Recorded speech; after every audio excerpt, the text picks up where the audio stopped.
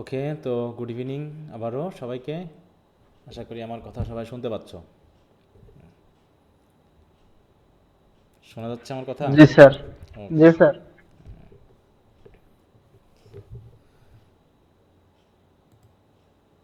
তো আমরা ইতিমধ্যে প্রিফেস টু শেক্সপিয়ার শেষ করেছি মোটামুটি।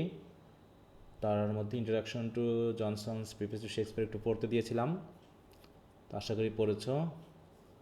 আর এদিকে ডক্টর ফাস্টাসের ব্রড কোশ্চেনগুলো পড়তে দেওয়া হয়েছে 15 অক্টোবর পর্যন্ত। সামারি অফ টম জোন্স এটা তো পড়া চলছিল, আশা করি পড়ে শেষ করেছ। Next class will be on Tom Jones. আচ্ছা, তো এখন বলো প্রিফেস টু শেক্সপিয়ার নিয়ে মোটামুটি কি আমাদের কোনো আন্ডারস্ট্যান্ডিং হয়েছে কি না, কারো কোনো সমস্যা ইত্যাদি ইত্যাদি যদি থাকে আমাকে একটু বলতে পারো। প্রিফেস টু শেক্সপিয়ার আমাদের কয়টা লিটারি ক্রিটিসিজম হলো বলো তো? দুইটা? জি স্যার। দুটো না তিনটা? তিনটা না? তিনটা তো তিনটা। তিনটা, হ্যাঁ তিনটা। Poetics, an Apology for poetry, আর হচ্ছে প্রিফেস টু শেক্সপিয়ার। তিনটা হয়েছে। শেক্সপিয়ার, জি স্যার, তিনটা। তিনটা হয়েছে। আচ্ছা, তারপরে আমাদের আছে হচ্ছে আরও দুইটা, একটা হচ্ছে ওয়ার্ডসওয়ার্থের আর একটা হচ্ছে এস টি কোলরিজের। হ্যাঁ, ওগুলো মোটামুটি হয়ে যাবে। আর এদিকে হচ্ছে আমাদের ফিকশনের মধ্যে অরণ্যক হয়েছে, রবিনসন ক্রুসো হয়েছে, গালিভার্স ট্রাভেলস আমরা আলোচনা করেছি নাকি? টম জন্সের ব্যাপারটা, এখন টম জন্সের যে নভেলটা, এটা অনেক বড় একটা নভেল। এটা তোমাদেরকে আমি বিশেষ করে বলবো, যেহেতু আমাদের 8টা কোশ্চেন থাকবে, সেই হিসাবে টম জন্সের যেহেতু নভেলটা বড়, এর কারিকুলাম অনেক ছোটোখাটো অনেক বিষয় রয়েছে। এটাকে যদি মাথায় নিতে পারো তো ভালো, না নিতে পারলে মোটামুটি যতটুকু সম্ভব এড়িয়ে যাওয়া দরকার। হ্যাঁ, কারণ প্রত্যেকটা কোর্স থেকে যদি একটা করেও একটা পেপার থেকে একটা করে বাদ দাও তাতে খুব একটা সমস্যা হবে না। সবগুলোতে একদম জোরালো ফোর্স দেওয়ার কোনো প্রয়োজনও নাই। তো সেই হিসাবে যদি টম জোন্সটা তোমাদের পড়তে খুবই অসুবিধা হয়, তো এখান থেকে প্রশ্ন আনসার প্রিপারেশন বাদ দিতে পারো। আমি আমার মতো দিয়ে যাব, এটা তোমাদের উপর ডিপেন্ড করবে কোনটা তোমরা গুরুত্ব দিবা কোনটা দিবা না। আর টম জোন্সের সামারিটাও তো কম বড় না নাকি? এবং আমার কাছে মনে হয়েছে সামারি পড়ে গল্পটা বোঝাটা খুব দুরূহ না? সামারি পড়ে কি গল্প বোঝা যাবে বলো? তোমাদের বইয়ে যেভাবে সামারি দেওয়া আছে, আসলে কি তোমরা পড়া শুরু তাহলে করছো? অনেক কিছুই বাদ পড়ে যাবে স্যার। হ্যাঁ, কারণ কি এক একটা চ্যাপ্টার, মানে বই আছে, বইয়ের ভিতরে আবার চ্যাপ্টার আছে। হ্যাঁ, এবং এক একটা চ্যাপ্টারকে জাস্ট একটা প্যারাগ্রাফের মধ্যে উপস্থাপন করা হয়েছে আমার কাছে মনে হচ্ছে তোমাদের বইয়ে। সবার কাছে কি বই আছে? সেনের তো নাকি? সেনের না? জি স্যার। তাহলে দেখো এখানে আমি যেটুকু দেখেছি, পুরো শুধুমাত্র এই সামারি পড়ে কাহিনীটা মোটামুটি গেস করাটা খুব কঠিন হয়ে যাবে বলে আমার কাছে মনে হচ্ছে। কারণ এখানে টোটাল 18টা বই রয়েছে, তার ভিতরে আবার 7টা 8টা করে এক একটা চ্যাপ্টার রয়েছে। কোনো কোনো চ্যাপ্টারে শুধু এক লাইন করে দিয়ে ছেড়ে দিয়েছে। অতএব এভাবে বিষয়টাকে বোঝাটাও খুব কঠিন, বা টেক্সট তো আমার পক্ষেও পড়ানো সম্ভব না। সম্ভব বলো? স্যার এটা, রামজিলাল পড়ছিলাম স্যার, আমি রামজিলাল থেকে পড়ছি একটু মোটামুটি, তাও স্যার দেওয়া আছে হ্যাঁ রামজিলাল। হ্যাঁ, এই যে আমি বললাম না যে তোমাদেরকে প্রথম দিকে আমি বলেছিলাম যে কবিতার জন্য সেন ভালো, কিন্তু প্রোজ বা ড্রামা এগুলোর জন্য রামজিলালটা অনেকখানি উপযোগী। কারণ সেন এই জায়গাটা খুব একটা আলোচনা করেননি, এই জায়গায় তিনি মানে অনেকটা কম আলোচনা করেছেন। কিন্তু বইগুলো আবার দেখি অ্যাভেলেবেল শুধু সেনের, রামজির বই পাওয়া খুব কঠিন। হ্যাঁ, বাজারেও আবার স্যার এটারও এটা একটা স্কুল সিন্ডিকেট থেকে দিয়ে চলতেছে। আসছে স্যার। হুম। এই যে, বাজারে তো স্যার টেক্সট বই পাওয়া যায় না লাইব্রেরি গুলোতে, হ্যাঁ হ্যাঁ হ্যাঁ হ্যাঁ, পুরো সবাই স্টাডি গাইড পড়ে। না সেটা তো অবশ্যই, এই জন্য তো দোকানদারেরা বই নিয়ে আসে না। তাদেরকে বললে বলবে আমরা এনে কি করব, লস করব টাকা পয়সা, শুধু বই এনে বসে থাকবো। কারণ ছেলে মেয়ে তো বই কেনে না, পড়ে না।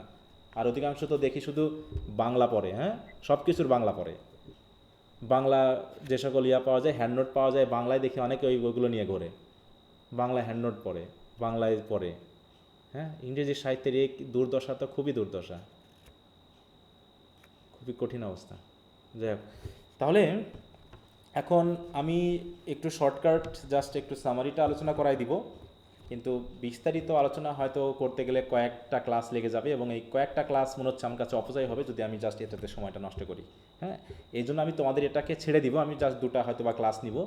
হ্যাঁ, বাকিটা তোমাদের উপর আমি ছেড়ে দিব। হ্যাঁ, তোমরা একটু সামারিটা পড়ে নিও, কারণ সামারিটা পড়লে বুঝতে পারবা, কারণ ল্যাঙ্গুয়েজটা খুব একটা জটিল না। তবে যে সামারি এখানে দেওয়া আছে এই সামারিতে বুঝতে খুব অসুবিধা হতে পারে। এই জন্য যদি রামদিলাল নেওয়া যেত, হ্যাঁ এটা তাহলে হয়তো ভালো হতো, কারণ সেনের সামারিটা আমার মোটেও পছন্দ হয়নি। এখানে যে বিষয়গুলো আছে এত সংক্ষিপ্তভাবে দেওয়া আছে যে একটা বিষয়কে বোধগম্যতায় আনা একটু কঠিন, এবং তার যে রিলেশনশিপগুলো অনেক সময় বুঝতে পারবা কিনা আমি জানি না কী অবস্থা হবে। ওকে, তাহলে প্রিফেস টু শেক্সপিয়ার নিয়ে আর কোনো কোনো কথা নেই, তাই তো কারো?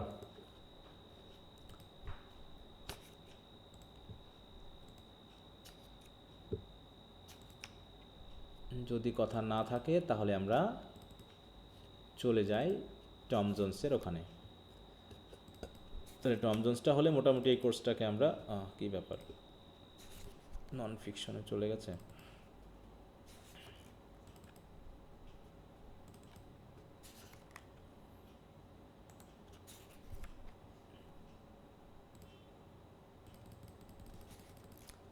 সবাই কি এইটার সামারি পড়তেছো তো, না কি অবস্থা বলো? না পড়তেছোই না? জি স্যার, পড়তেছি। পড়ছি স্যার এটা।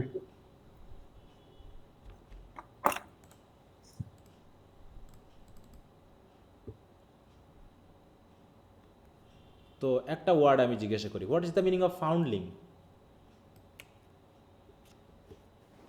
স্যার কুড়িয়ে পাওয়া, স্যার কুড়িয়ে পাওয়া স্যার, মানে সাডেনলি খুঁজে পাওয়া এমন। এখানে কিন্তু একটা সাবটাইটেল হিসেবে ওই অংশটার সাথে রিলেটেড, তাই না? হুম।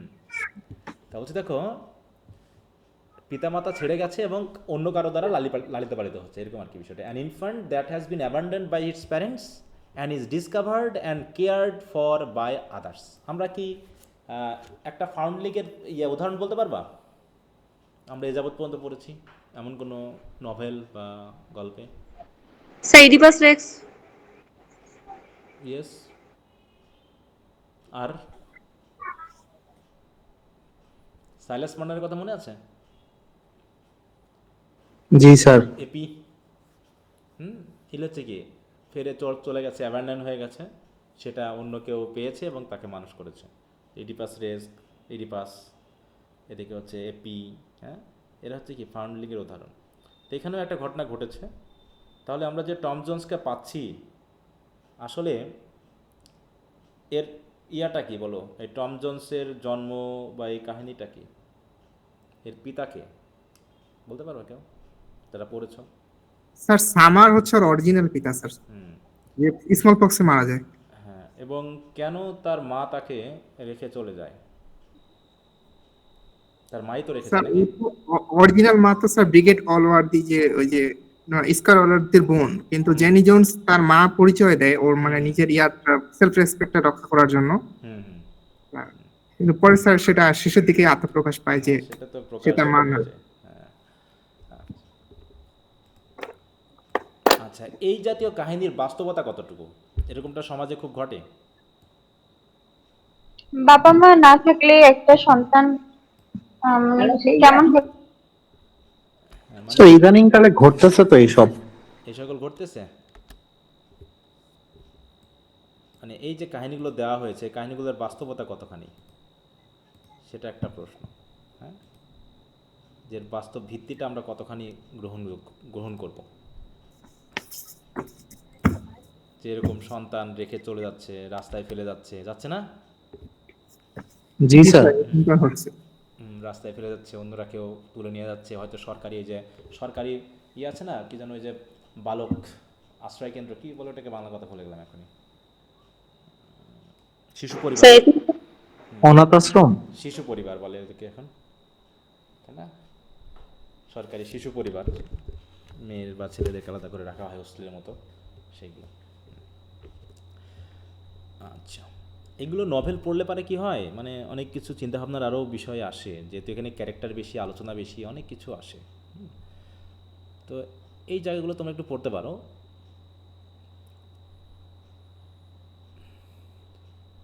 আচ্ছা,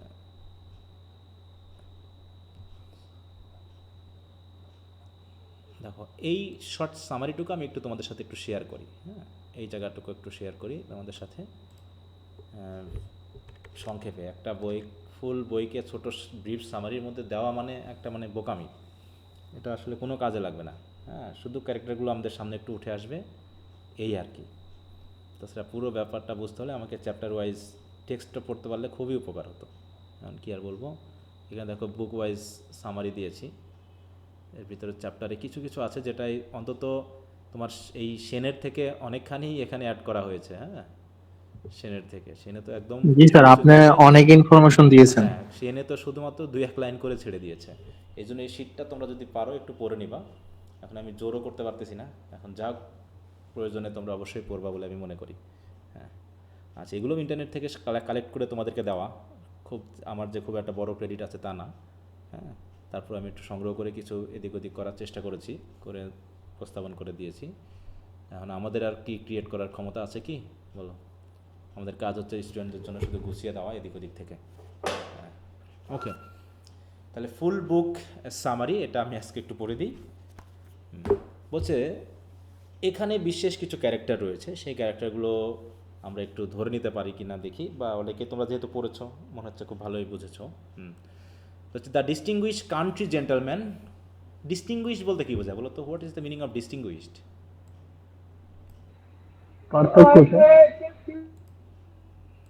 ডিস্টিংগুইশড বলতে আমরা কী বুঝি? ডিস্টিংগুইশড গেস্ট আমরা বলি না? এই শব্দটার অনেকগুলো মিনিং আছে। ছদ্মবেশ। বুঝি নাই, বলো। ছদ্মবেশ স্যার। তো ডিসগাইজড, এটা ডিস্টিংগুইশড। হ্যাঁ, ও, এটা ডিসগাইজড আলাদা বা ভিন্ন টাইপের। হতে পারে। হ্যাঁ, অবশ্যই ডিস্টিংগুইশ মানে একটু ভিন্ন, কিন্তু এই ক্ষেত্রে অর্থেটা আমরা কি বলবো? সফিস্টিকেটেড মনে হয় না। এই ক্ষেত্রে হচ্ছে ডিগনিফাইড বা নোবেল, মানে সমাজের যে একটু রেসপেক্টেবল পারসন। হ্যাঁ, রিনাউন, প্রমিনেন্ট, ওয়েল নান, দেখো অনেকগুলো সিনোনিম আছে, ওই জন্য আমি ওয়ার্ডটা ধরলাম যে অনেকগুলোই মিনিং আছে। ডিস্টিংগুইশ মানে আবার ভিন্ন বা সেপারেট, একটা থেকে আরেকটা আলাদা করা, এরকম। দেখো যে recognise or treat as something different, এটা হতে পারে। অথবা recognise or point out her difference, হ্যাঁ, বা কোনো ডিস্টিংগুইশিং মার্ক থাকা, যে আলাদা করে চিনতে পারা। হ্যাঁ, এইগুলো হতে পারে। কিন্তু এইখানে আপাতত ব্যবহার হচ্ছে অ্যাডজেক্টিভ হিসাবে এইটা, very successful, authoritative and commanding great respect, বা eminent, famous, famed, renowned, prominent, well known, হ্যাঁ, ডিগনিফাইড, নোবেল, এটসেট্রা। এগুলো তো এগুলো তোমরা একটু খেয়াল করবা, মাঝে মাঝে ওয়ার্ডগুলো একটু খেয়াল করবে যেখানে কোন অর্থে ইউজ করা হয়েছে। হ্যাঁ, ওয়ার্ডটা খুবই জরুরি, ওয়ার্ড খুবই জরুরি। তো আমি একটা ফেসবুকে একটা ইয়া করেছি যে তোমাদের ডেইলি একটা করে লেটারের, হ্যাঁ, 26 লেটারের 26 দিনে 26 ওয়ার্ড, হ্যাঁ, খুঁজে লেখার জন্য। তো তোমরা একটু ওখানে যদি লেখো তাহলে কাজে দেয় আর কি, মানে জাস্ট ওটাকে ইউজ করা। অনেকে তোমরা বেশ লিখতেছো দেখলাম, কিন্তু আমার মনে হচ্ছে যে এই জায়গাগুলোতে আরও বেশি যদি অন্য জায়গায় সময় নষ্ট না করে এই কাজগুলো করা যায়। যদি এখানে 100 জন 100টা ওয়ার্ড লেখে, তাহলে দিনে কয়টা ওয়ার্ড আমরা শিখতে পারছি বলো তো? দিনে 100টা। মানে তুমি 100টা। একটা কাজ হচ্ছে এরকম যে যে কমেন্ট করবে সবগুলো ওয়ার্ডগুলো আমাকে পড়ে নিব, সে কী কী সেন্টেন্স লিখেছে সেগুলো পড়বো, পড়ার পর যেটা সে লেখেনি ওরকম একটা ওয়ার্ড দিয়ে আমি একটা সেন্টেন্স লিখে যাব। এরকম করে যদি তোমরা গ্রুপে কতজন আছো বলো তো? 100 জন আছো, 100+ আছো, তাই না? সবাই না হোক কমপক্ষে আমার মনে হয় 60-70 জন আছো যারা ফেসবুক বা এগুলোতে অ্যাক্টিভ থাকো। তা সেখানে যদি একটা করে ওয়ার্ড যদি তুমি জাস্ট অন্যজন কি লিখেছে, আর লেখার চেষ্টা করতে হবে সবসময় আননন ওয়ার্ডগুলো। আমি একটা দেখি তো ডি দিয়ে একটা ওয়ার্ড খুঁজে নিই ইন্টারনেট থেকে, আজকে একটা নতুন ওয়ার্ড আমি শিখবো।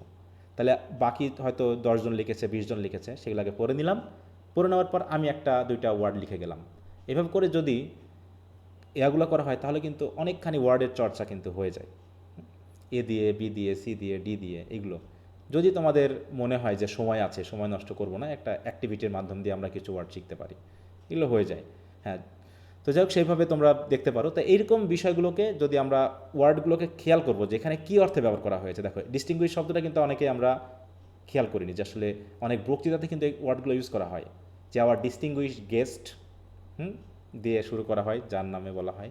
তাই বলছে the distinguished country gentleman Allworthy. Allworthy meaning কি বলো? What is the meaning of Allworthy? Sir প্রশংসা অর্ডিয়ন মানে তো যোগ্য স্যার। অল অর্দি, হ্যাঁ, মানে নামটার মধ্যে একটা বিশেষত্ব আছে, অল অর্দি মানে যে সব কিছুতে যোগ্য। মূল্য মানে অর্দি মানে কি যোগ্য না? হ্যাঁ, তাহলে হচ্ছে অল অর্দি, বাপ মা নামটা খুব সুন্দরভাবেই দিয়েছে Allworthy, who lives in Somersetshire with his unmarried sister Brigade or Bridget, কী নাম হবে? নামটা কি উচ্চারণ করবো আমরা বলো তো? Brigade sir. ব্রিগেড। ব্রিজেট, হ্যাঁ, ডিজি জে, যেমন আমরা ব্রিজ বলি, BRIDGE, হ্যাঁ, ব্রিজেট, অনেকে ব্রিগেড বলবে, সমস্যা নাই, এটা বললেই হলো, বানানটা যেন ঠিক থাকে, হ্যাঁ। যেমন এইটা আমরা কি উচ্চারণ করবো বলো তো? PARTRIDGE, Patrice.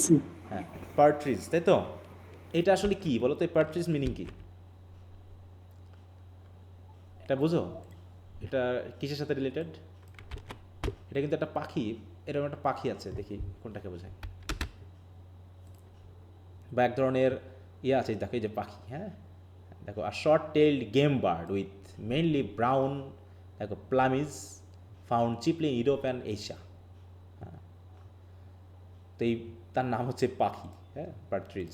ওকে, তারপর হচ্ছে দেখো কী জানো, সে তার আনম্যারিড সিস্টার ব্রিজেট অলর্দির সাথে থাকে, বলতে সেটা যখন হলো, arrives home from a trip to London to discover a baby boy in his bed, হ্যাঁ, এখানে ইনিজ হয়ে গেছে।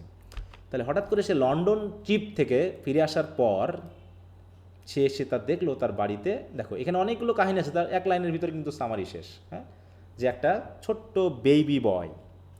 অলর্দি undertakes to uncover the mother and father of this foundling and finds local women Jenny Jones and her tutor mister Partridge guilty.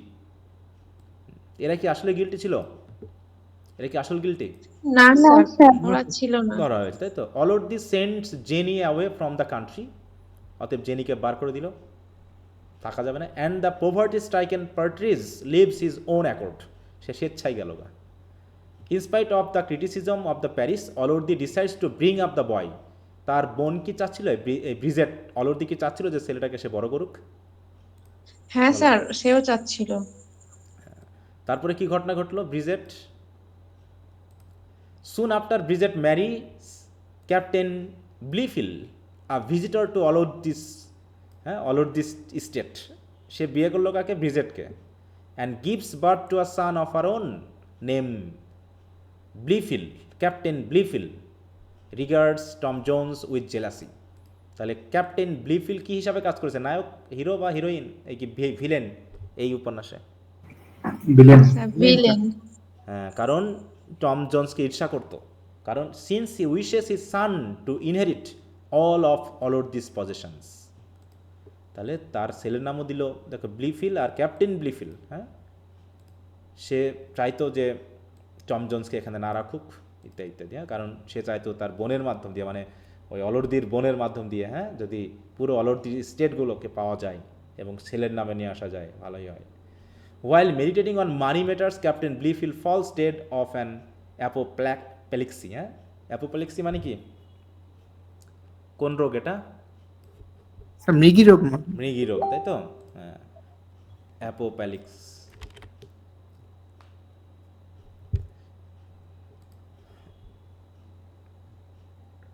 আনকনশাসনেস or incapacity resulting from a cerebral hemorrhage or stroke, বিশেষ করে stroke যেটা আমরা বলে থাকি, এটার ক্ষেত্রে extreme anger, আচ্ছা extreme নয়, স্ট্রোকে আর কি।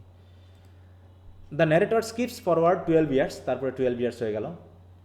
ব্লিফিল and Tom Jones have been brought up together but receive vastly different treatment from the other members of the household. এক একজন এক এক রকম ট্রিটমেন্ট পাচ্ছে।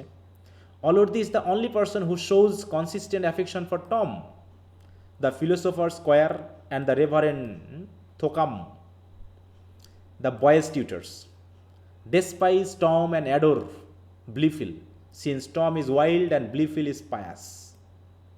Tom frequently steals apples and ducks to support the family of Black George, one of Olordi's servants. হ্যাঁ, তাহলে এখানে টমকে কী হিসাবে দেখা হচ্ছে? টম যে চুরি টুরি করতো, অ্যাপেল চুরি করতো, ডাক চুরি করতো, কার জন্য? বলছে এক সার্ভেন্টের জন্য, নাকি? Black George. Tom tells all of his secrets to Blifil, who then relates to them to Thwackum or Allworthy, thereby getting Tom into trouble. মানে বন্ধু ভাবতো, হ্যাঁ, সেই হিসেবে বলে দিত, আর সে এসে ওদেরকে বলে দিত। The people of the parish hearing of Tom's generosity to Black George began to speak kindly of Tom while commending Blifil for his sneakiness, sneakiness মানে কি বলো তো? What is the meaning of sneakiness? মিনিংটা জানা আছে?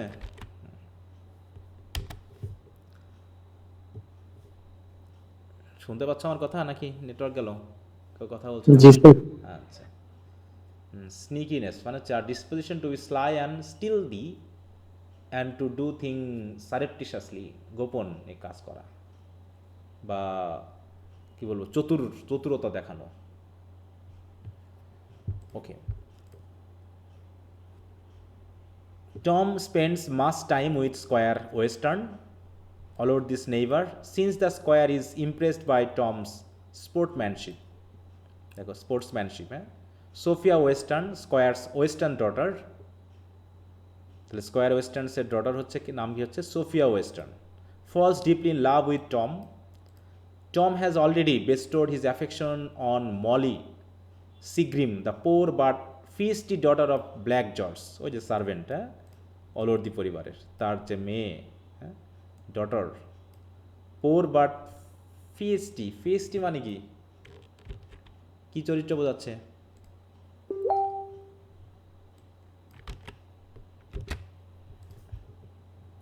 দেখুন কি বলছে, lively, determined and কারেজাস, of a person or typically one who is relatively small but lively, determined and courageous, তাহলে হচ্ছে ফেস্টি। তাহলে এদিকে কি বলা হচ্ছে, স্কোয়ার ওয়েস্টার্নের daughter Sophia Western falls deeply in love with Tom. অন্যদিকে Tom has already bestowed his affection on Molly Seagrim, the poor but feisty daughter of Black George.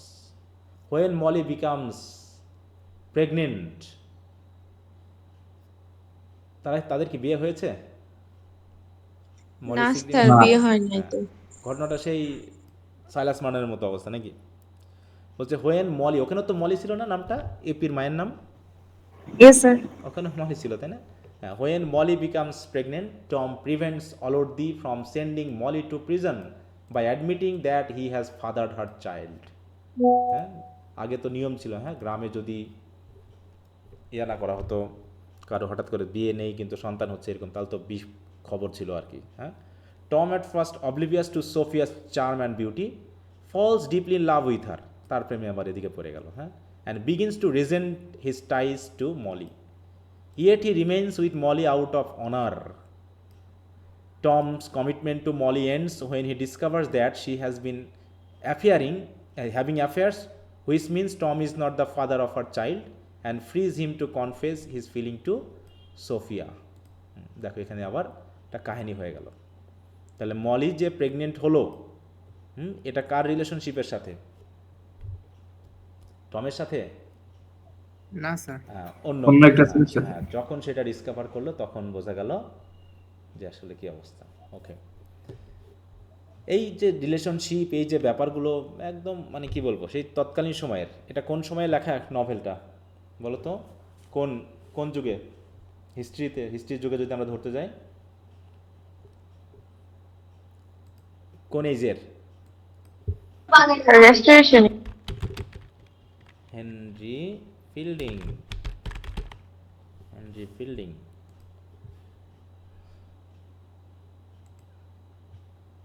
দেখো 1700 থেকে 1707 থেকে 1754, তার মানে এটা কোন সময় হচ্ছে? রেস্টোরেশন। বলো, রেস্টোরেশন পরবর্তী এদের নাম কি ছিল?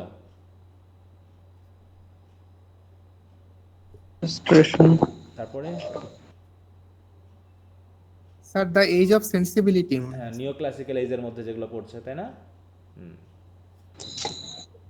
তো মোটামুটি ওই সময়, কারণ রেস্টোরেশন এজ তো 1700 পর্যন্তই শেষ ছিল, 1701 পর্যন্ত শেষ হয়ে গেছে। 1701 থেকে 1700। আচ্ছা, তার সেই সময় কি ছিল ব্যাপক পরিমাণে ওই এজটার কথা খেয়াল করতে হবে। এই এজে যতগুলো নভেল লেখা হয়েছে না, প্রায় এই রকম স্যাটায়ার বা হিউমার টাইপের, এবং রিলেশনশিপগুলো তুলে ধরার মাধ্যমে সামাজিক স্যাটায়ারগুলো করা হয়েছে। রিলেশনশিপগুলো লোকানো হচ্ছে, দেখো লুকিয়ে রাখা হচ্ছে, হ্যাঁ, যাচ্ছে তাই রিলেশনশিপে মানুষ জড়িয়ে পড়তেছে, এই ব্যাপারগুলো। হেনরি ফিল্ডিংয়ের আরও কিছু নভেল আছে যেগুলো খুবই মজার, হ্যাঁ, এবং হাস্যরসাত্মক, কিন্তু তার ভিতরে কিছু বাঁশও আছে আর কি। আচ্ছা, তারপর কি বলছে, Allworthy falls gravely ill and summons his family and friends to be near him. He reads out his will, which states that Blifil will inherit most of his estate, all the Tom is also provided for. তাকে কিছু দেওয়া হয়েছে, কিন্তু অধিকাংশ যাচ্ছে কার হাতে? ব্লিফিলের হাতে। Thockham and Squire are upset as that they are each promised only £1,000. Tom experiences great emotion at Allworthy's illness and barely leaves his bedside. তারা তাকে সম্পত্তি কম দেওয়া হলেও সে কিন্তু অলওয়ার্দিকে খুবই ভালোবাসছে, না? তার অসুস্থতার সময়ও সে যথেষ্ট ইমোশন দেখিয়েছে। A lawyer named Dowling arrives and announces the sudden and unexpected death of Bridget Allworthy.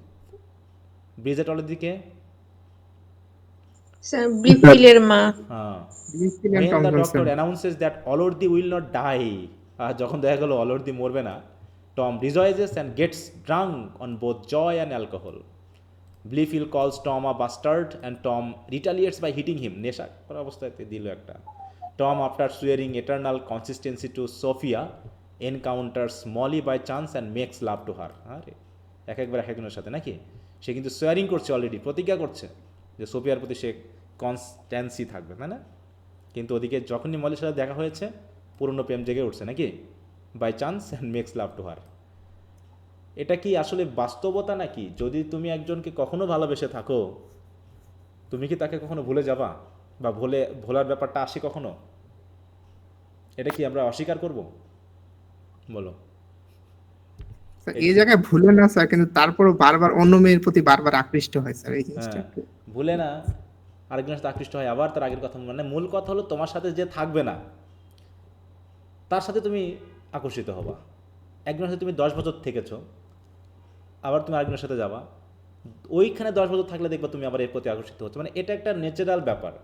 কিন্তু এই জায়গাটার জন্যই ধর্মটার প্রয়োজন, যে ধর্ম আমাদেরকে যাতে সুস্থ রাখতে পারে, মানে সামাজিক শৃঙ্খলতা রক্ষা করতে পারে।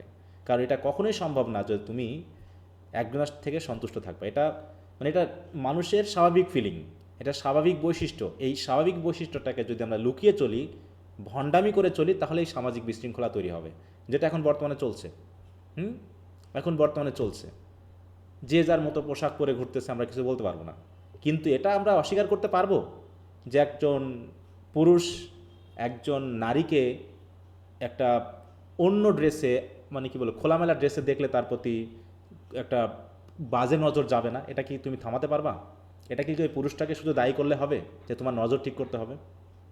বলো, এটা কি কোনো সুস্থ মানসিকতার আশা হতে পারে?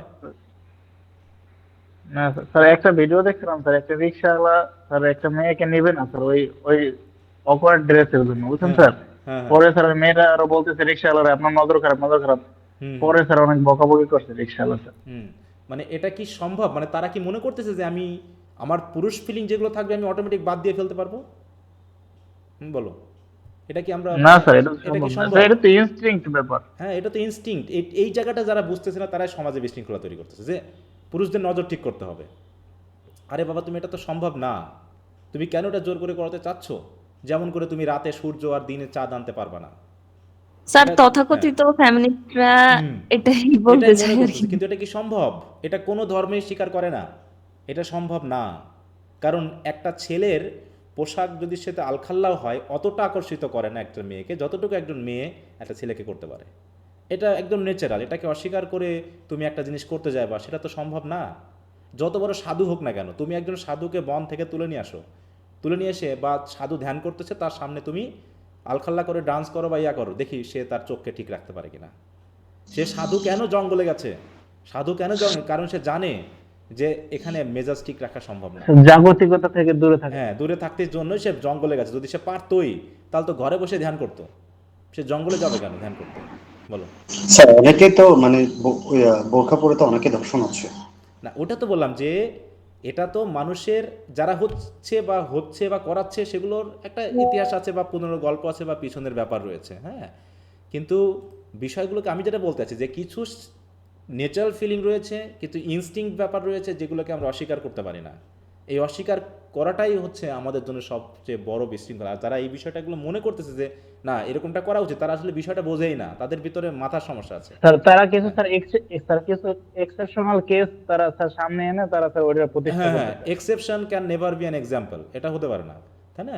এই ব্যাপারগুলো তো যাই হোক, এই যে জায়গাগুলো আমরা সাহিত্য পড়ছি, আমরা জাগতিকতা বিষয়গুলো দেখছি, এগুলো দেখো এই যে আমি যে কথাগুলো আলোচনা করছি, এখন যদি কেউ মনে করে স্যার ক্লাসে এগুলো আলোচনার বিষয় কেন, আরে আমাদের আলোচনার বিষয় তো এগুলোই নাকি, না অন্য কিছু? বলো। আমরা সামাজিকতাকে তো বুঝি, একটা জি সাহিত্য স্যার। আলোচনা করতে করতে এগুলো নিয়েই তো আলোচনা, যেমন ধর্মে আলোচনা করা হয়, যখন চার্চে বা মসজিদে যখন কেউ লেকচার দেয় তখন তো বাইবেল বা কোরআন থেকে রেফারেন্স তো নেয়ই, তার সাথে সেগুলো জাগতিকতার সাথে মিলিয়ে বোঝানোর চেষ্টা করে এটা ঠিক অথবা বেঠিক। এগুলো কি দেখো এইখানে সেই কথাটা বলছে যে একসাথে তার প্রথমে মলির সাথে সম্পর্ক ছিল, তারপরে মলির সাথে সম্পর্ক ভেঙে তার সাথে সোফিয়ার সাথে সম্পর্ক হলো, আবার সোফিয়ার সাথে সম্পর্ক থাকতে থাকতে সেই তার আগের মলিকে আবার পেতে চাচ্ছে।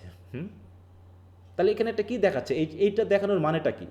এটা মানে হলো যে এরকম একটা স্বাভাবিক ইনস্টিংক্ট থাকবে, যদি নিয়ন্ত্রণ করতে হয় তাহলে সবভাবেই নিয়ন্ত্রণ করতে হবে, হ্যাঁ। এবং এক্ষেত্রে ধর্মীয় কোড অ্যান্ড কন্ডাক্ট দিয়ে নিয়ন্ত্রণ করতে হবে।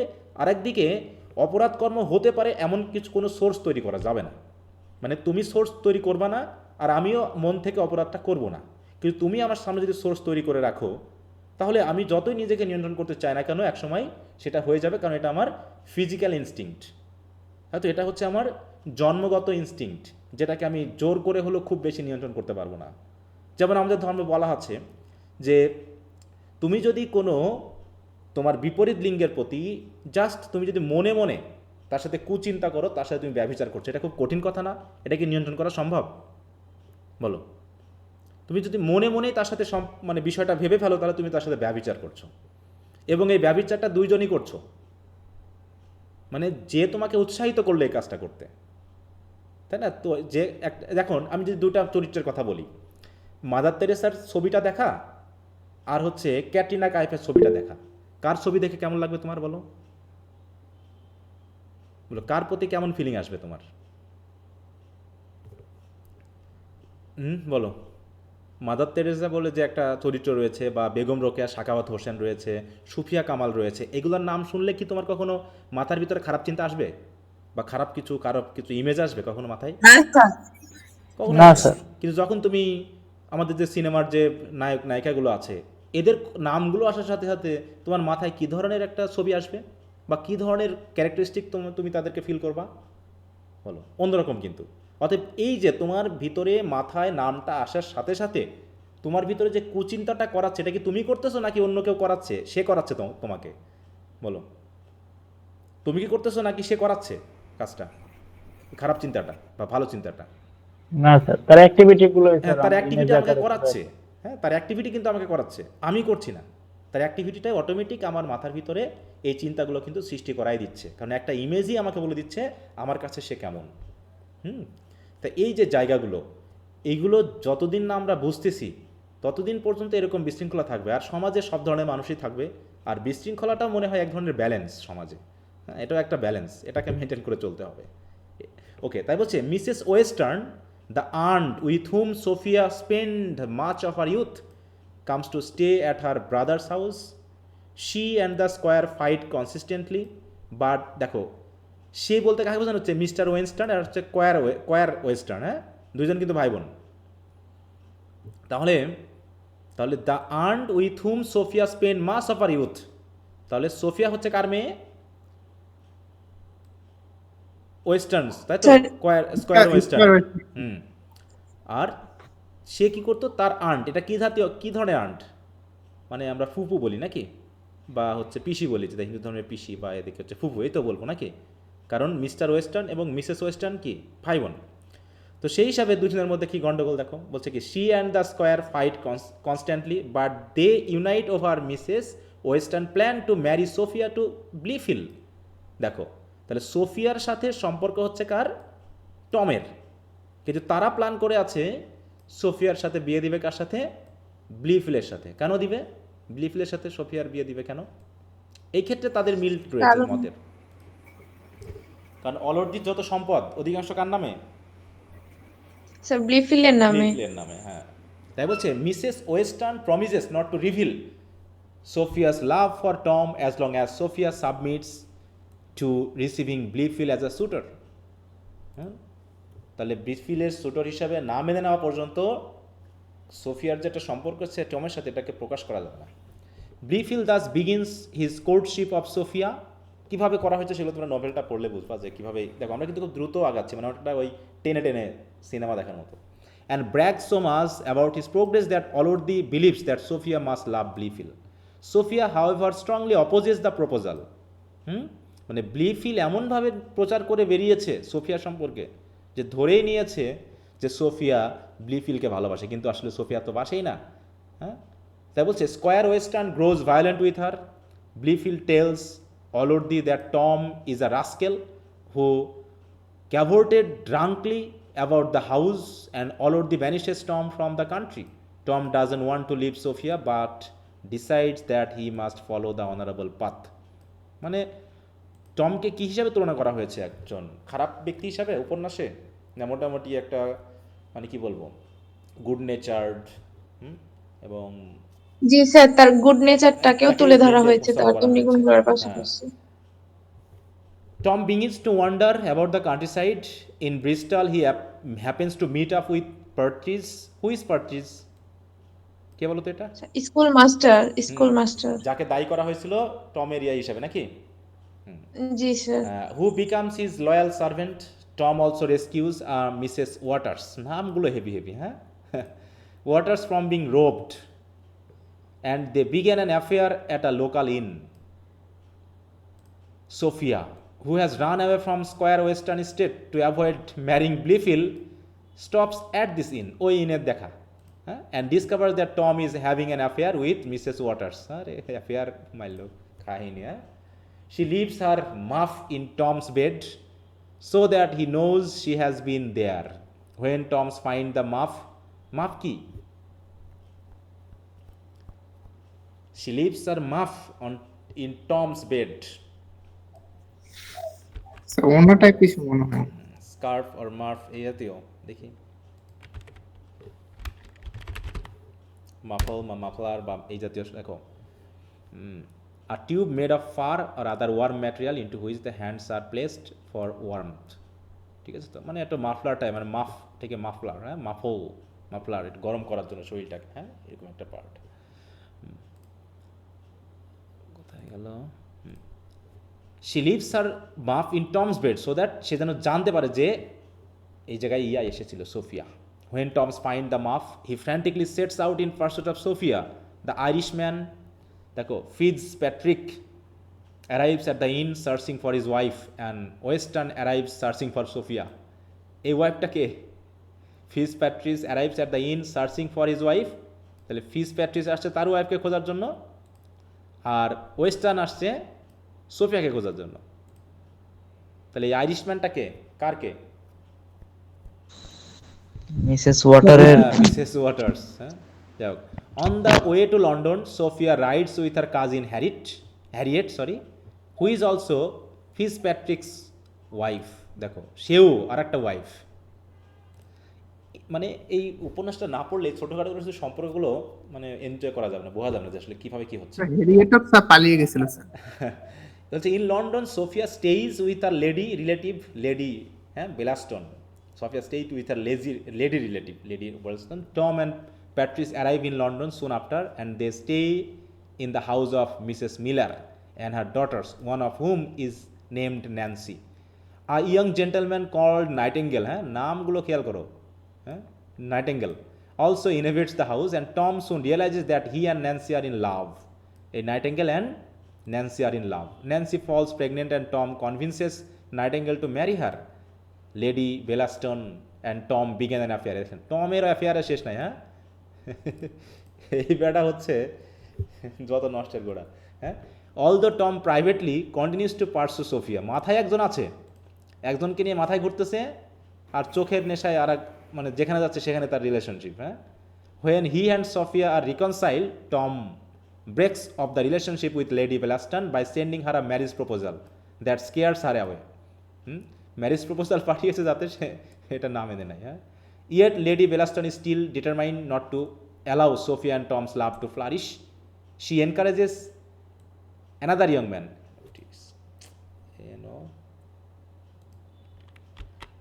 young man Lord Philamar, to rape Sophia. Rape করার সিদ্ধান্ত দিয়ে দিল, হ্যাঁ। Soon after, Squire Weston, Mrs. Weston and Blefield and Allworthy arrive in London, and Squire Weston locks Sophia in her bedroom. Mrs.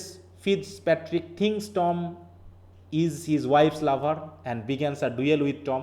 মানে টম বিপদে পড়ে গেছে নাকি এখানে আমাদের নায়ক। In defending himself, Tom stabs Fitzpatrick with the sword and is thrown into jail. মারা দেওয়ার জন্য দিল একটা জেলে ঢুকায়। Patrice visits Tom in jail with the ghastly news that Mrs. Waters is Janice Jones, Tom's mother, হ্যাঁ, Tom's mother। কেমন হলো না ঘটনাটা? স্যার ইনসেস্ট, আর এডিপাস রেক্সের মতো। Mrs Waters is Jenny Jones, যেটা হচ্ছে টমসেরই মাদার, হ্যাঁ। Mrs Waters meets with Allworthy and explains that Fitzpatrick is still alive and has admitted to initiating the duel. She also tells Allworthy that a lawyer acting on behalf of an unnamed gentleman tried to persuade her to conspire against Tom. মানে যত ঝামেলা সব টমকে খেয়ে নেয়। Allworthy realizes that Blefield is this very gentleman. তাহলে হচ্ছে কি দেখো, she also tells Allworthy that a lawyer acting on behalf of an unnamed gentleman tried to pursue her to conspire against Tom. তাহলে টমের বিরুদ্ধে ষড়যন্ত্র করার জন্য পার্সু করতেছে, আর এই আননেমড লোকটাই হলো ব্লিফিল, সেই জেন্টলম্যান, হ্যাঁ। And he decides never to speak to him again, হ্যাঁ। অলর্দি আর কথা বলল না তার সাথে। অলর্দি আসলে কার পক্ষে ছিল বলো? টমের পক্ষে, হ্যাঁ। Tom, however, takes pity on Blefield and provides him with an annuity. যাই হোক, Mrs waters also reveals that Tom's mother was, এইবার আবার কাহিনীটা উল্টে গেল, হ্যাঁ। মিসেস ওয়াটার্স অলসো রিভিলস, প্রকাশ করে দেয় যে টমস মাদার ওয়াজ কে, দেখো, টমস মাদার ওয়াজ ব্রিজেট অলর্দি। কাহিনী কোন দিক থেকে ঘুরে কোন দিকে যাচ্ছে দেখো। Square sends Allworthy a letter explaining that Tom's conduct during Allworthy's illness was honorable and compassionate. Tom is released from jail and he and Allworthy are reunited as nephew and uncle. তাহলে এখন তো Nephew uncle হয়ে গেল। কার বোঝা গেল তো কোন দিকে কীভাবে ঘুরে গেল? সেই জেনি জনস, তাই তো, যাকে বের করে দেওয়া হয়েছিল, সেই মিসেস ওয়াটার্স নামে চলল, তাকে টমস মাদার বলে ধরা হয়েছিল, কিন্তু আসলে সে টমস মাদার নয়, তাই তো। আসল মাদার কে হচ্ছে এই ব্রিজেট অলর্দি, যে হচ্ছে এই অলর্দির বোনই, সেটা প্রকাশ করেনি তখন, হ্যাঁ। তারপর হচ্ছে Mrs Miller explain to Sophia the reasons for Tom's marriage proposal to Lady Bellaston and Sophia is satisfied now that Tom is Allworthy's heir. Squire Western eagerly encouraged the marriage between Tom and Sophia.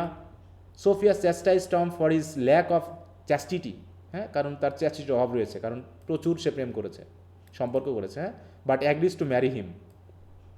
তারপর হচ্ছে they live happily on Western estate with 2 children and shower everyone around them with kindness and generosity. মানে ঘর সংসার শুরু করে সেই ছোটোবেলা গল্পের মতো, হ্যাঁ। বিয়ে হলো এবং সুখে শান্তিতে বসবাস শুরু করে দিল, নাকি? তো এই যে কিছু মেইন ক্যারেক্টারের মধ্যে যে ঘোরাফেরা, সেগুলো আমরা নিশ্চয়ই বুঝতে পেরেছি, যে কিছুটা রিলেশনশিপ হয়তো তোমরা যারা পড়োনি তাদের একটু বুঝতে অসুবিধা হবে, যারা পড়েছো মনে তারা কাহিনীটা একটু ধরতে পেরেছো, নাকি কিছুটা। তো এই সংক্ষেপে আমি একটু আলোচনা করলাম। তো এখানে যে রিলেশনশিপগুলো হলো, কখন কোথায় কোন দিকে যাচ্ছে, এটা জাস্ট এত ছোট একটা সামারি পড়ে কি একটা বিষয়কে বোঝা সম্ভব বলো? তোমাদের কি এইটুকু যদি কেউ শুধু পড়ে, সে কি নভেলের কিছু টাচ করতে পারবে? এখানে তো অনেক মোর আছে যেগুলো বোঝাই যাবে। শুধু কিছু প্লটটা তুমি ধরতে পারবা যে এরকম করে কাহিনীটা দেওয়া হয়েছে, হ্যাঁ। তো যাই হোক, আমি তোমাদেরকে এই নভেলটা তোমাদের হাতে ছেড়ে দিতে চাচ্ছি, হ্যাঁ, যে তোমরা সামারিটুকু দরকার হলে আরও পড়ো, সময় নাও, দিয়ে অন্তত বইয়ের যে ডিটেলস সামারিটা হোক তোমরা একটু পড়ো, না পড়লে মানে স্যাটিসফাইড হওয়া যাবে না। হ্যাঁ, এটা পড়ে যে একটা না আত্মতৃপ্তি, একটা বই পড়ে সেটা বুঝবে না। অনেক এই যে কী কারণে ঘটছে, কেন ঘটছে, যেটা আকাঙ্ক্ষা, এই যে জানার জায়গাটা, কীভাবে এই ঘটনাটা হলো, হঠাৎ করে কীভাবে সমাধান হলো, এই জায়গাটা যদি না জানো তাহলে বইটা পড়ার যে একটা মানে কী বলবো উপকারিতা, সেটা আসলে আমরা পাবো না। তো আমি মনে করি এটা নিয়ে কি আমার আর কথা বলার দরকার আছে? বলো, এই নভেলটা নিয়ে তোমরা আমাকে বলো। আসলে আমি মানে এটা নিয়ে আমি আসলে সময় নষ্ট করতে চাচ্ছি না, কারণ এখানে তোমরা যদি পড়ো, এখানে আমার যে সামারিগুলো দেওয়া আছে তো এই সামারিটা অন্তত পড়ে শেষ করো। হ্যাঁ, আর যদি কেউ টেক্সটটা পড়তে পারো ধৈর্য ধরে নিজের তাগিদ দিয়ে, তাহলে তো সেটা অবশ্যই একটা বড় সাকসেস হবে। হ্যাঁ, এত বড় একটা নভেল তুমি পড়ে শেষ করো, নিজের ভিতরে একটা স্যাটিসফ্যাকশন আসবে। হ্যাঁ, খুব ভালো লাগবে আর কি। হ্যাঁ, আমি যখন ফার্স্ট ইয়ারে পড়ি সাইলাস মার্নাস পড়েছিলাম, আমাদের এক ম্যাডাম নিত। তা একদিন ক্লাসে বললে নভেলটা পড়ে কে শেষ করেছো? তো আমি একাই উঠেছিলাম যে স্যার আমি, ম্যাডাম আমি শেষ করেছি এটা।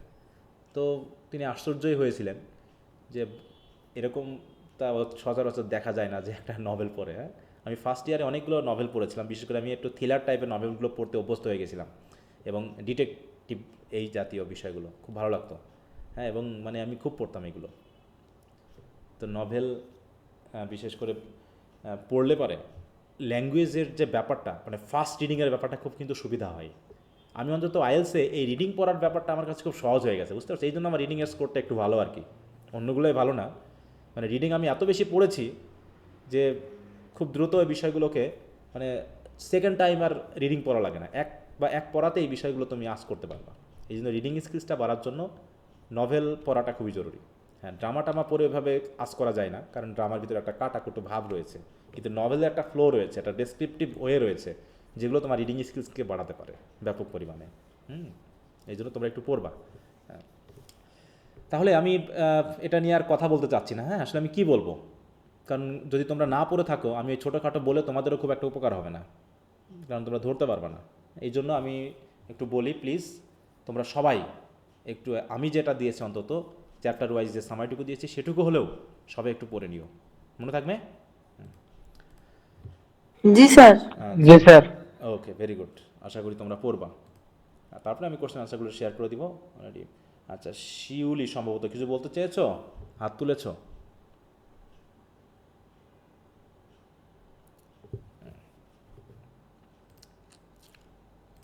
আচ্ছা, তাহলে এরপর আমরা কি পড়তে চেয়েছিলাম বলো তো? স্যার ক্রিটিসিজমটা তো শেষ করবেন বলেছিলেন বলেছিলাম আগে। তাই না? তাহলে এরপর আমরা নেক্সট যেটা আসে পরবর্তী ক্লাসে আমরা সেটা নিয়ে আলোচনা করব। নেক্সটটা আছে কি, ক্রিটিসিজম আমরা শেষ করে যাব। হ্যাঁ, প্রিফেস টু লিরিক্যাল ব্যালেডস। হ্যাঁ,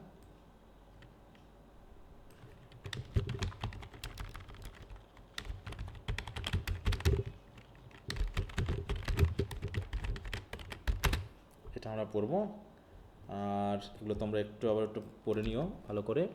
আর এটা সামারি চলবে কন্টিনিউয়াসলি। হ্যাঁ, টম জন্সের সামারিটা চলবে। আমি কি বই সিলেক্ট করে দিব যে তোমরা এই বইয়ের সামারিটা আপাতত পড়বে, এরকম করে দিব?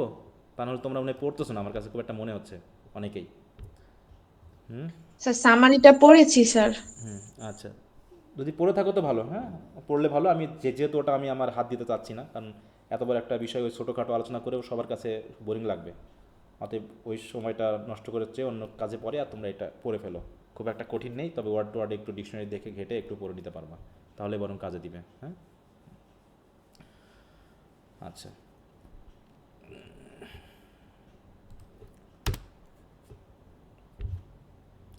তো আজকে তাহলে আর কি আলোচনা করব বলো? আর যেহেতু কোনো কন্টেন্ট পাচ্ছি না, নতুন করে শুরু করা যাবে না, তো আমরা তাহলে আজকে এখানে শেষ করি, হবে? আর তোমাদের নেক্সট ক্লাসের জন্য একটু ছুটিও থাকবে পূজার উপলক্ষে। তোমরা একটু, যেহেতু অনেকে যারা সনাতন ধর্মের আছো অনেকে হয়তো ক্লাস করতেছো না, তো এর ভিতরে একটা ক্লাস মিস হবে তোমাদের, তাই না? মিস হবে একটা ক্লাস, ও ক্লাস এমনি মিস হয়, একটা ক্লাস মিস হবে, এরকম ক্লাস এমনিতে 2-1টা মিস হয়ে যায়। আচ্ছা, তো ঠিক আছে, তাহলে যদি আর কোনো কথা আছে কারো? যদি থাকে একটু বলো, না থাকলে আজকেই এখানেই শেষ করে দিই। হ্যাঁ, আর নতুন করে আর এমনি কিছু আলোচনার বিষয় যদি থাকে একটু বলতে পারো, অন্যান্য কিছু এই সময়টা আমরা একটু আলোচনা করতে পারি। আচ্ছা, তোমাদের কাছ থেকে আমি একটু কিছু আশা করি। হ্যাঁ, তোমরা আমাকে আমার এই যে পড়ানো বা হচ্ছে মানে সব কিছু মিলে ওভারঅল তোমরা কি আমাকে কিছু বিশেষ পরামর্শ দিতে পারো? বলো। মানে আমি মাঝে মাঝে মনে করি যে আমার বিষয়ে কোনো ঘাটতি স্টুডেন্টরা ফিল করে কিনা, সেই বিষয়ে আমি একটু তোমাদের কাছ থেকে জানতে চাচ্ছি। একদম না স্যার, এটা নির্দ্বিধায়। কখনো আসে নাই স্যার, মনেই হয়নি কখনো। হ্যাঁ, নির্দ্বিধায় বলতে হবে, মানে আমি রাগ করবো স্যার না যত কিন্তু। ফল্ট আছে সব আমাদের পড়াশোনার মধ্যে স্যার, আপনার মধ্যে নাই স্যার। এই জন্য অন্তপক্ষে আমি এত ব্যস্ততার মধ্যে স্যার ট্রাই করি সবসময় ক্লাসে অ্যাটেন্ড করার স্যার। আচ্ছা, না তারপরে অবশ্যই আছে, অবশ্যই আছে। তারপরেও তোমাদের যদি নজরে পড়ে থাকে যে স্যার এই বিষয়ে যদি এইভাবে করতেন, এরকম কোনো পরামর্শ স্বাভাবিক, হ্যাঁ একটু নির্দ্বিধায় বলবো, আমি কিন্তু এটাতে মাইন্ড করবো না, বা যে আবার স্যারকে পরামর্শ দেওয়া মাইন্ড করে কিনা এরকম ব্যাপারটা না। স্যার স্যার আমি একটু বলি স্যার, হ্যাঁ অবশ্যই সেটা জানতে হলো চাই। গিয়ে স্যার, স্যার একটা পরামর্শ আমি দিতাম অলরেডি স্যার, ওইটা আপনি স্যার মানে নিজে নিজেই করে ফেলছেন। সেটা হলো গিয়ে স্যার, এই যে আপনি যেটা করতেন ওই যে আগে রোল নেওয়ার ব্যাপারটা, হ্যাঁ ওটা নিয়ে স্যার আপনি আমাদের সাথে খুব মন খারাপ করতেন, হ্যাঁ চিল্লাচিল্লি করতেন, হ্যাঁ মাঝে হ্যাঁ বকাবকি করতেন, যে তারপরও যে থাকার সে থাকতো, বা হয়তোবা আপনি এটা নিলে সে রোলটা দিয়ে চলে যেত। হ্যাঁ হ্যাঁ, না, এই আমি সেটা বিষয়টা ফিল নিয়ে আমি করেছি। হয়তোবা আপনার স্যার বলতাম, কিন্তু এটা স্যার আপনি নিজে নিজে স্যার এই জিনিসটা সলভ করে বলছেন। না আমি এছাড়া স্যার আমার তেমন কিছু বলা নাই। আরেকটা বিষয় হলো গিয়ে স্যার, ওটা তো আমি আগেও বলছিলাম, ওটা তো আপনি বলছেন যে অনেকে উত্তর দিয়ে দেয়, সেটা হলো গিয়ে কুইজের ব্যাপারটা। হ্যাঁ সেটা হলো গিয়ে আচ্ছা, যেটা আমি না বুঝবো, এটা আমি বলি আমার পার্সোনাল ব্যাপার, সেটা হলো গিয়ে যেটা আমি না বুঝবো স্যার কমেন্টে আমি প্রশ্ন করবো স্যার। হ্যাঁ আপনার যদি সুযোগ হয় স্যার কমেন্টে উত্তরটা দিয়ে দিলে তাহলে হবে সবাই স্যার বিষয়টা বুঝে দেবে। হুম বুঝছেন স্যার? হুম স্যার এটা হলো কি আমার মতামত। ঠিক আছে স্যার, এছাড়া থ্যাংক আর ইউ। বাইরে স্যার আমার কোনো অভিযোগও নাই স্যার, ওইভাবে অ্যাডভাইস দেওয়ার মতো কিছু নাই স্যার, আচ্ছা, অন্যদের অনেক হয়তো বা ধন্যবাদ। থাকতে পারে। ওকে, হ্যাঁ, তা এই বিষয়টা আমি আসলে যখন রোল নম্বর নিলাম তাতে আমি দেখলাম যে আমার এই কাজটা অনেকের জন্য মিথ্যার একটা সোর্স হয়ে যাচ্ছে। হ্যাঁ, এটা আমার কাছে মনে হলো যে অনেক স্টুডেন্টরা ক্লাস করে না কিন্তু রোলটা দিয়ে যায়, এতে তারা কিন্তু তাদের মিথ্যার ঝুলিতে প্রতিদিন একটা করে বিষয় অ্যাড করতেছে। তাই এটা সোর্স হচ্ছে আমি নিজে। হ্যাঁ, আমি তাদেরকে জোর করে মিথ্যাগুলো বলাচ্ছি। তখন আমার কাছে মনে হলো যে এটা করা আমার জন্য ঠিক হচ্ছে না। যারা উপস্থিত থাকার তারা থাকবেই, মানে মিথ্যা বলা আর কোনো কিছু না বলা দুটো আলাদা জিনিস। মনে করো তুমি আমাকে একটা জিনিস জিজ্ঞাসা করেছো কিন্তু আমি চুপ করে আছি, আমি মিথ্যা বলবো না তোমাকে, কিন্তু আমি ওই বিষয়টা বলবো না, ব্যাপারটা এরকম। কিন্তু আমি যদি তোমাকে উল্টা বলি তাহলে সেটা মিথ্যা বলা হয়। হয় আমি কিছুই বলবো না আর না স্বীকার করে দিব, হ্যাঁ, কিন্তু আমি মিথ্যা বলবো না। এই জায়গাটা হচ্ছে একটা বিষয়। তো আমি দেখলাম যে তারা যেহেতু এভাবে করতেছে, 150 স্টুডেন্ট আছে তারপরেও দেখাচ্ছে ক্লাস নিয়মিত করছে না। হ্যাঁ, আর একটা বিষয় আমি একটু তোমাদেরকে একটু বলি যে জিনিসটা আমার একটু খারাপ লাগছে একজন স্টুডেন্টের জন্যই। আমি হয়তো সে ক্লাসে আছো কিনা আমি নামটা বলছি না, এই রকম অনেকেই করো যেটা আমার কাছে খারাপ লাগে। আমাকে এই কাজটা করতে তোমরা বাধ্য করতেছো, যেটা আমি আজকে বা কালকে এই জিনিসটা ফিল করেছি, বা আরও কয়েকদিন আগেও অন্য ব্যাচে ফিল করেছি। সেটা হচ্ছে যে আমি তোমাদের একটা মেসেজ দিই, সেটা যে কোনো কারণেই হোক, সেটা ফিয়ের জন্য হোক বা যে কোনো কারণে, যখন আমি তোমাকে পার্সোনালি একটা মেসেজ দিব, সেই মেসেজটা তুমি যদি 1 মাস ধরে সিন না করো, মনে করো আমি তোমাকে মেসেজটা দিয়েছি আজ থেকে 1 মাস আগে, তুমি সেটা সিন করোনি, অথবা তুমি সিন করেছো কিন্তু কোনো কমেন্ট করোনি, তাহলে আমি কি বুঝতে পারি? মানে তুমি আদৌ কি ক্লাসগুলো করতেছো, নাকি তুমি আমার মেসেজগুলো খেয়ালই করতেছো না, মানে তুমি আমাকে ইগনোর করতেছো, আর না হয় তুমি এখানে অ্যাক্টিভ না। এই দুটো তো একটা জিনিস আমি বুঝবো, তাই না? যে তুমি হয় অ্যাক্টিভ না, আর না হয় তুমি আমাকে ইগনোর করতেছো। 1 মাসের যদি এই ঘটনাটা ঘটে, তাই না? ইগনোরটাই তো বেশি মনে হবে স্যার। ইগনোর হচ্ছে, তাহলে আমি তোমাকে নিশ্চয় গ্রুপ থেকে রিমুভ করে দিতে পারি যে তুমি অ্যাক্টিভ না। আমি ধরলাম যে আমাকে তুমি ইগনোর করোনি, তুমি অ্যাক্টিভ না, বা তুমি এই গ্রুপে থাকতে চাচ্ছ না, এটাই আমি মনে করবো আর কি। কারণ তুমি সিন করেও কোনো উত্তর দাওনি, কোনো রকম কোনো রিয়্যাক্ট করোনি। হ্যাঁ, ঠিক আছে, তখন আমি তোমাকে রিমুভ করে দিলাম। রিমুভ করার সাথে সাথে তুমি আবার মেসেজ দিচ্ছ, স্যার আমাকে রিমুভ করলেন কেন গ্রুপ থেকে?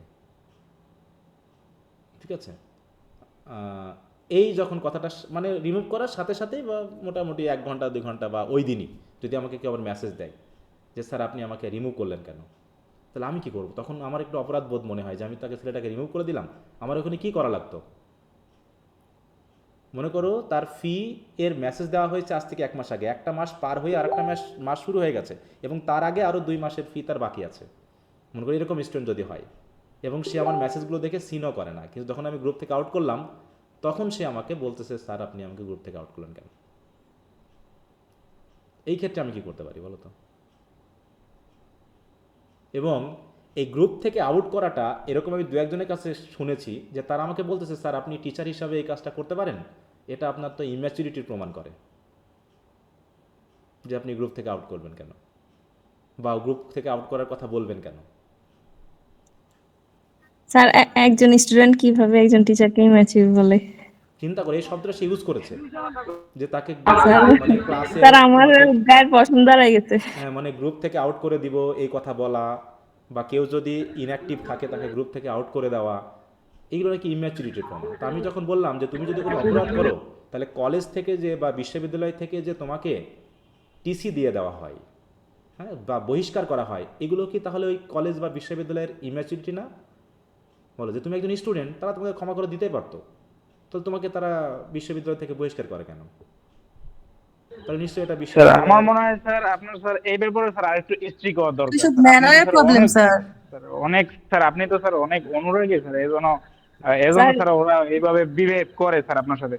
হলো গিয়া স্যার আপনি যদি আমার এক বছর স্যার 1 মাসের যদি অ্যাডভান্স ফি নিয়ে থাকেন হ্যাঁ, হ্যাঁ। স্যার, হয়তোবা আমার কাছে স্যার আপনার দায়বদ্ধতা 1 মাসের জন্যই, হুম হুম হুম হুম। তাই না স্যার? না, স্যার অবশ্যই, অবশ্যই। এরপর স্যার আমার মনে হয় স্যার আপনার আরো বেশি স্ট্রিক্ট হওয়া দরকার, আর তারে আরো উল্টা ইগনোর করা দরকার স্যার। আপনাকে যখন এসএমএস দেবে বা ফোন দেবে হ্যাঁ হ্যাঁ যে তুমি যেহেতু ইগনোর, তোমাকেও স্যার আমি ইগনোর করলাম, তুমি আমাকে ইগনোর করছো স্যার, এইভাবে আমার মনে হয় স্যার এইভাবে হ্যান্ডেল করলে তাহলে ওই যারা আছে তাদের স্যার আরো শিক্ষা হবে। কারণ স্যার আপনার মতো স্যার এইভাবে অনুরাগী স্যার আমি এখন পর্যন্ত আমি দেখি নাই। যেমন স্যার আমি একটা দেখছি, আমার একজন কলিগ আছে স্যার, উনি বলছে স্যার মুনজারিন সোহেদের একটা ভিডিওতে তারা ওইখানে বলাইছে লাইভ ক্লাস, বুঝছেন স্যার, হুম হুম। লাইভ ক্লাস করাবো এই সেই, পরে স্যার টাকা পেমেন্ট করছে, পেমেন্ট করার পর তারা যায় দেখি কি ভিতরে রেকর্ড ক্লাস, বুঝছেন স্যার, লাইভ রেকর্ড ক্লাস ভিতরে। হ্যাঁ হ্যাঁ হ্যাঁ। স্যার ওই সিরিজগুলি দিয়ে দিয়েছে, শেষ স্যার, টাকা পেমেন্ট স্যার, তাদের সাথে আর কোনো যোগাযোগ হয় না, কিছু হয় না, শেষ। হুম হুম হুম। যাই হোক, এরকম আমি এটা ধরে নিই যে কিছু কিছু ছেলে মেয়ে থাকবে যারা এরকম, ওদের কথায় কিছু মনে করা যাবে না, আমি মনে করি না, কিন্তু আমি জাস্ট তোমাদের একটা পরামর্শ নিলাম যে আসলে এটা এরকমটা কিনা, স্যার, তোমরাও অনুভব করো আমার কিনা। প্রশ্নটা হলো যে সে নিজে কেমন ম্যাচিউরড? তো যাই হোক, ওগুলো নিয়ে আমারও খারাপ লাগে এই কিছু কিছু কথা, যেমন বললা, এটা আমার ওই সময় আমি একদিন পুরো এই কথাটা ভেবেছিলাম মাথায়, হ্যাঁ, এই শব্দটার জন্য। স্যার এগুলোকে বেয়াদবি ছাড়া কিছুই বলা যায় না স্যার। তো যাই হোক, ওগুলো নিয়ে আর কথা না বলি, আমি জাস্ট তোমাদের কাছ থেকে এগুলো একটু শেয়ার করলাম যাতে তোমরা আবার এগুলোতে কী ফিল করো বা কেমনটা চলে আসে, আমি একটু প্রকাশ করলাম। তো যাই হোক, ঠিক আছে, তো সবাইকে ধন্যবাদ। তো আজকের ক্লাসটা এই পর্যন্ত রাখলাম, পরবর্তী ক্লাসে কথা হবে, বাই।